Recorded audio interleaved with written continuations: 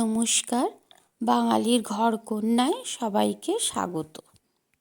আজকে আমি বানাবো জিভে জল আনা কুলের আচার। আর এই পদ্ধতিতে বানালে সারা বছর ফ্রিজের বাইরে রেখেই এটাকে সংরক্ষণ করতে পারবেন। তার জন্য আগে আমি একটা ভাজা মশলা তৈরি করে নেব।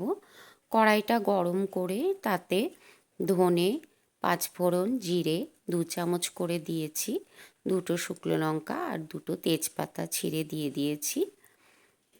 এবার এটাকে নাড়াচাড়া করে যখন একটা সুন্দর গন্ধ বেরোবে এর থেকে, তখন আঁচটা বন্ধ করে ঠান্ডা করে এটাকে গুঁড়ো করে নেব। এদিকে আমি 1.5 কেজি পরিমাণ পাকা কুল 2 দিন একটু রোদে শুকিয়ে নিয়েছিলাম। আর এখানে নিয়েছি 1 কেজি পরিমাণ গুড়। গুড়টাকে আমি একটু গ্রেট করে নিচ্ছি। আপনারা এমনি এটাকে ভেঙেও নিতে পারেন বা সরাসরি কড়াইতে দিয়েও গলিয়ে নিতে পারেন। আমি একটু গুঁড়ো করে নিচ্ছি গ্রেটারে। আমার সবটা গুঁড়ো করা হয়ে গেছে।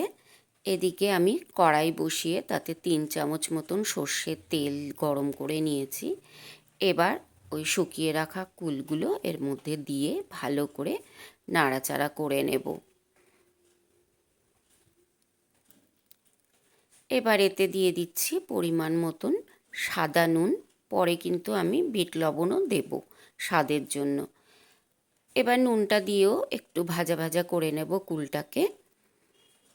এরপরে আমি গ্রেট করে রাখা যে আখি গুড়টা ছিল সেই গুড়টা দিয়ে দিচ্ছি। এবার এভাবেই নাড়াচাড়া করে গুড়টাকেও ভালো করে এর সাথে মিশিয়ে নেব। আর সমস্ত গুড়টা গলে গিয়ে এটা একটু ফুটে উঠবে। দেখুন গুড়টা একদম গলে গেছে।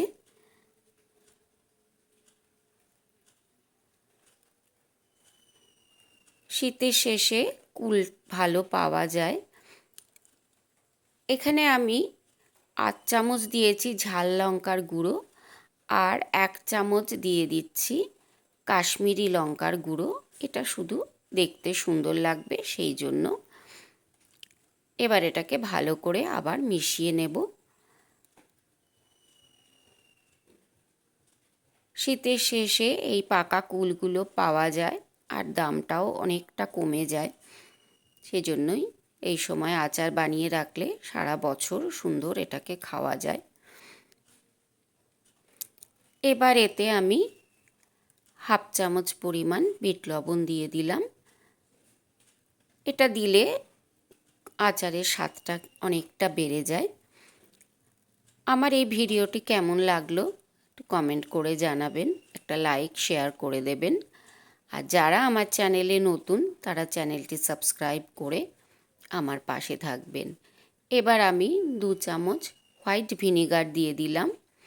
যেহেতু আমি এটা ফ্রিজে রাখবো না, বাইরেই সংরক্ষণ করব, তাই ভিনিগারটা দিলে কিন্তু এটা নষ্ট হবার আর কোনো ভয় থাকে না।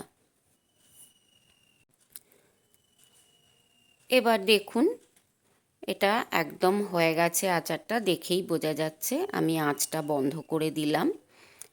আর আমি এখানে 1.5 চামচ পরিমাণ যে মশলাটা গুঁড়ো করে রেখেছিলাম সেটা দিয়ে দিলাম। এবার এটাকেও ভালো করে মিশিয়ে নেব। তারপরে প্রথমে একটা প্লেটে তুলে নেব, কারণ টক জাতীয় জিনিস অ্যালুমিনিয়ামের কড়াইতে বেশিক্ষণ রাখাটা ঠিক না। তারপরে কাচের বয়ামে ভরে রাখলে সারা বছর খাওয়ার জন্য রেডি।